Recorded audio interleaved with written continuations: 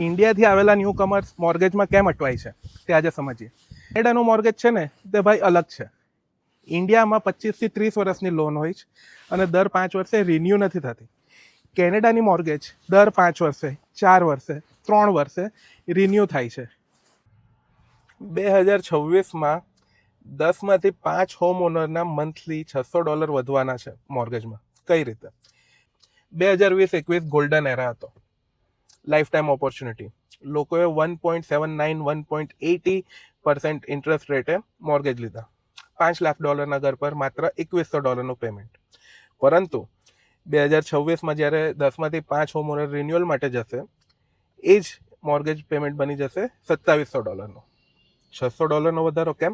કેમ કે ભાઈલા interest rate 1.80 થી 4.69 4.80 પહોંચી ગયો. હવે મહિના 600 એટલે વર્ષના $7200 કોના પોકેટમાંથી જશે? બેંકને તમારા ઘર સાથે પ્રેમ નથી, બેંકને સાથે પ્રેમ છે. એટલે રિન્યુઅલ આવે એ પહેલાં પ્લાન કરી લો ને પછી આગળ વધો. Just informative video. Thank you.